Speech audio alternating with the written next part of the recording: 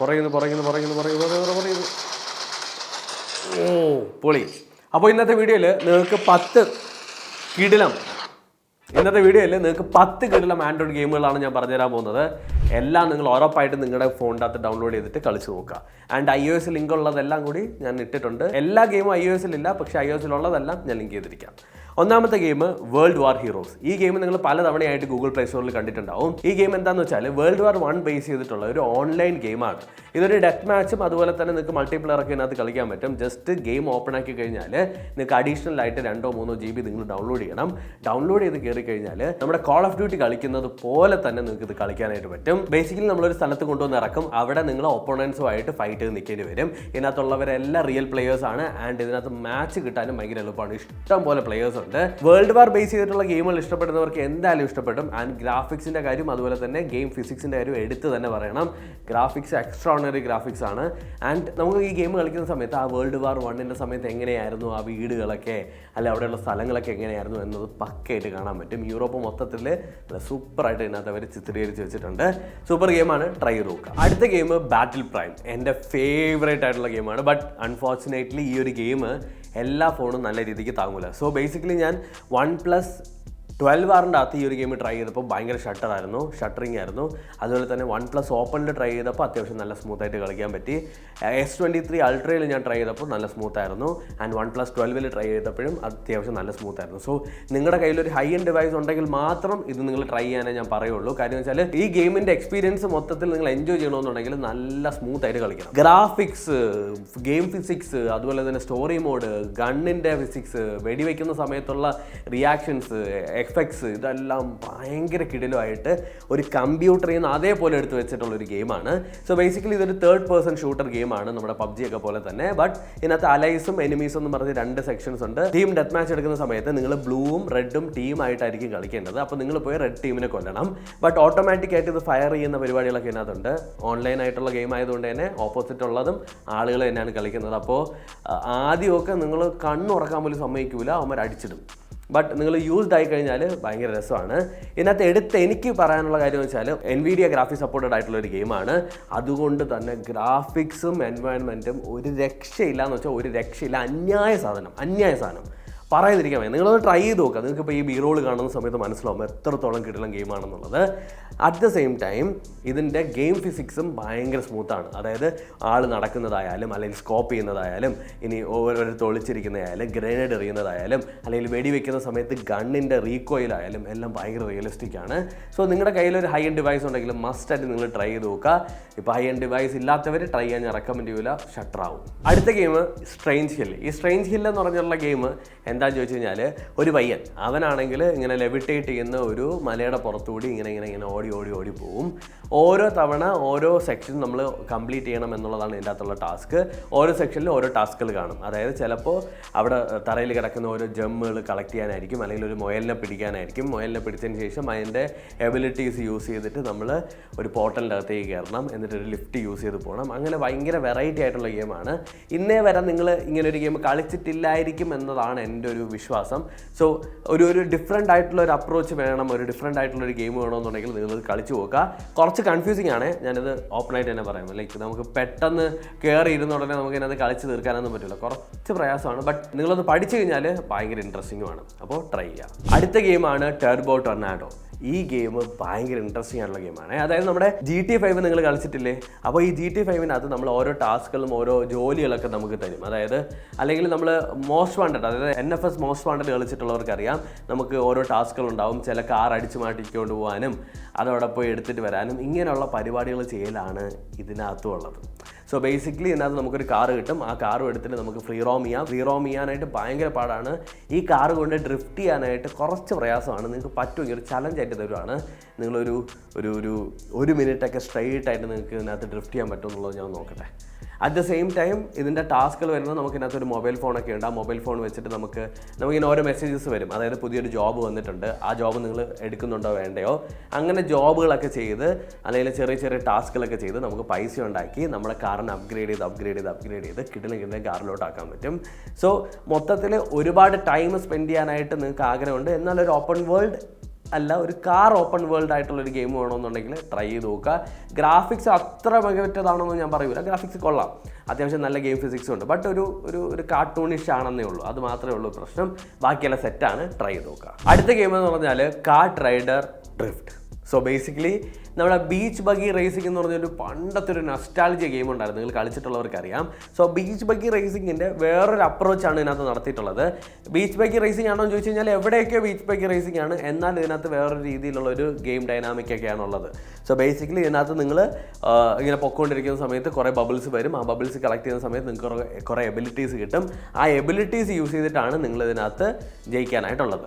ആദ്യവും രണ്ടാമതും മൂന്നാമതും നാലാമതൊക്കെ കളിക്കുമ്പോൾ നിങ്ങൾക്ക് ഇങ്ങനെ തോന്നും, എന്തൊരു ചവർ ഗെയിം, എന്തിനടേ ഇത് എന്ന് തോന്നിയേക്കാം. ബട്ട് അങ്ങനെയല്ല, നിങ്ങൾ കുറച്ച് ഒരു 5 ലെവലൊക്കെ കഴിയുമ്പോൾ നിങ്ങൾ കടുക്കും. പിന്നീട് നിങ്ങൾ പറയും, നശിച്ച ഗെയിം ഇത് എങ്ങനെ കളിക്കും എന്ന സ്റ്റേജ് ആവും.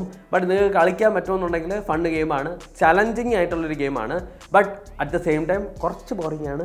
ഏത് ഗെയിം സീരീസിൻ്റെ അത് കുറച്ച് പേര് കാണും ഇങ്ങനെയുള്ള ഗെയിമുകൾ ഇഷ്ടപ്പെടുന്നവർ, അവർക്ക് വേണ്ടിയിട്ട് പറഞ്ഞു തന്നതാണ്. ഓക്കെ, അടുത്ത ഗെയിമിലോട്ട് പോകാം. അടുത്ത ഗെയിം ഭയങ്കര ഫണ്ണായിട്ടുള്ളൊരു ഗെയിമാണ് crash of cars.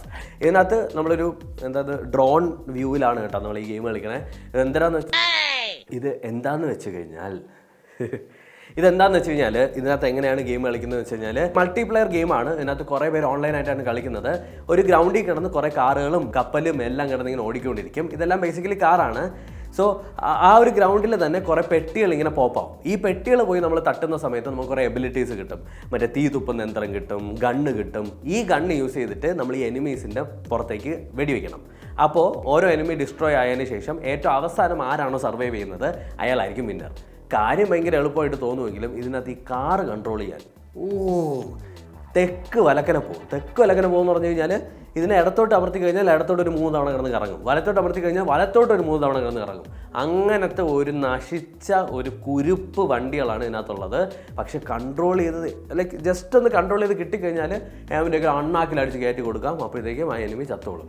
So basically നിങ്ങൾ മാക്സിമം ഡാമേജ് കൊടുത്താൽ മതി, പിന്നെ അവനെങ്കിലും വന്ന് തട്ടപ്പോൾ അവൻ ചത്തോളും. അപ്പോൾ നമുക്ക് കുറച്ച് പോയിന്റ് കിട്ടും. നിങ്ങളങ്ങനെ സന്തോഷിക്കുന്നതും വേണ്ട, നിങ്ങളെ ഓട്ടിച്ചിട്ട് തരുമെന്നുള്ളത് നിങ്ങൾ എപ്പോഴും മനസ്സിൽ വെച്ചിരിക്കുക. പക്ഷേ ഫണ്ണ് ഗെയിമാണ്, ട്രൈ ചെയ്ത് നോക്കുക. അടുത്ത ഗെയിം സൂബ.